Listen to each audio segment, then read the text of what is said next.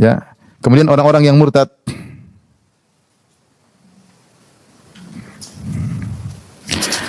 Juga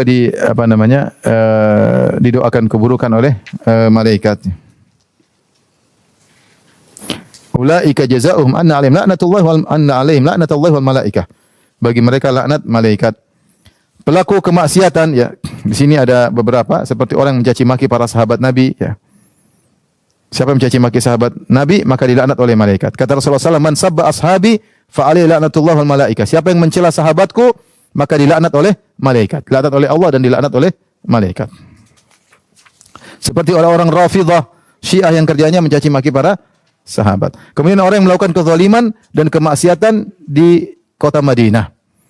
Melakukan kemaksiatan yang besar atau kezaliman di kota Madinah, kata Rasulullah SAW, "Man ahdatsa fiha hadatsan aw awa fiha muhditsan." Siapa yang melakukan kezaliman atau melindungi orang yang berbuat zalim di kota Madinah, fa alaihi la'natullah wal malaikah. Maka baginya laknat Allah dan laknat para malaikat. Kemudian di antaranya menzalimi penduduk kota Madinah, ya, berbuat zalim kepada penduduk kota Madinah. Kata Rasulullah SAW, "Allahumma man zalama ahlal Madinah wa akhafahum fa akhifhu." Ya Allah, siapa yang berbuat zalim kepada penduduk kota Madinah dan membuat mereka takut, maka jadikanlah dia takut. Wa alaihi la'natullah wal malaikah, dan bagi dia laknat Allah dan laknat para malaikat. Ya. Kemudian di antaranya orang yang mengaku nasab palsu. Ini juga dilaknat oleh malaikat. Man idda'a ila ghairi abi, siapa yang mengaku dia keturunan seorang yang bukan ayahnya. Awin tama ila ghairi mawali, atau dia berintisab, berafiliasi kepada selain tuannya. Fa alaihi la'natullah, maka bagi dia laknat Allah Subhanahu wa taala al-mutatabi'ah, yang berterus-terusan sampai hari kiamat kelak, ya.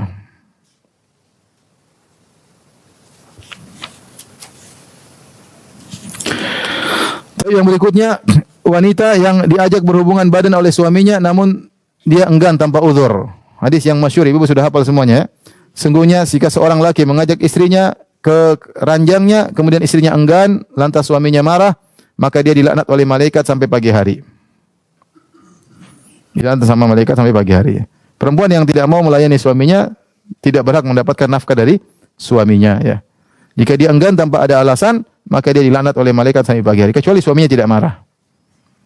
Kecuali suaminya tidak marah dan maafkan. Kalau suaminya marah, kemudian jengkel, kemudian dia tidur di kamar sebelah, kemudian dia gigit-gigit bantal, nah, udah dilaknat oleh malaikat.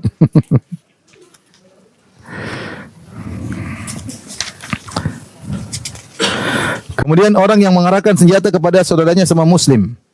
Jadi nakut-nakutin orang pakai senjata. Entah pakai senjata betulan atau pakai pedang, tidak boleh. Man asyara ila akhihi bihadidatin fa innal malaikata tal'anuhu. Siapa yang mengarahkan pedang kepada saudaranya, benda tajam besi, maka malaikat melaknatnya.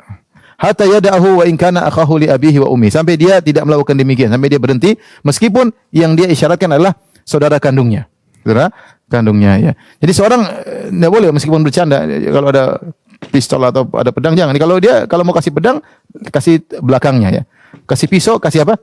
Belakangnya. Jangan, karena orang rasa takut, menakut-nakuti orang muslim yang lain, dilaknat, ya. Kemudian orang yang mendapati bulan Ramadan tapi tidak diampuni oleh Allah Subhanahu wa taala, artinya dia bermaksiat, ya. Allah sudah kasih kesempatan bertemu bulan Ramadan namun dia tidak memanfaatkannya. Orang ini didoakan oleh malaikat, ya, dan diaminkan oleh Nabi sallallahu alaihi wasallam, ya. Suatu Rasulullah SAW naik ke atas mimbar, tiba-tiba Rasulullah SAW berkata amin. Pada saat berkata, "Ya Rasulullah, kenapa engkau berkata amin?" Maka Nabi menjelaskan di antaranya malaikat berkata, "Syaqiya abdun, celaka seorang hamba. Adraka Ramadan, dapat bulan Ramadan, fansalakha minhu, dan bulan Ramadan lewat dan dia tidak diampuni. Katakanlah amin." Jadi malaikat mendoakan kecelakaan bagi orang seperti ini.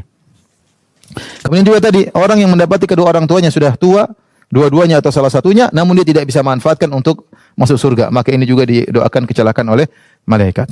Demikian juga orang yang disebutkan nama Nabi sallallahu alaihi wasallam namun dia tidak bersalawat kepada Nabi sallallahu alaihi wasallam, juga didoakan celaka oleh malaikat. Di antara juga orang yang pelit dan tidak mau berinfak, dari malaikat sudah doakan sejak subuh, ya Allah, berikanlah kebinasaan atau kehancuran bagi orang yang pelit. Demikian juga orang yang menghalangi terjadinya kisos. Ada seorang dihukum kena kisos, tapi dia memberi syafaat sampai akhirnya kisos tidak jadi ditegakkan. Ya, termasuk seperti zaman sekarang ada orang dihukum tapi dibela-bela para pengacara-pengacara pembela kejahatan. Mereka ini dilaknat oleh malaikat. Yang harusnya ditegakkan hukum maka dibela-bela. Sehingga akhirnya dilaknat oleh malaikat. Dapat duit berapa sih? Tapi dilaknat oleh malaikat. Tapi demikian ibu yang dirahmati Allah Subhanahu wa taala terkait dengan masalah ini, insyaallah kita lanjutkan pada kesempatan yang lain.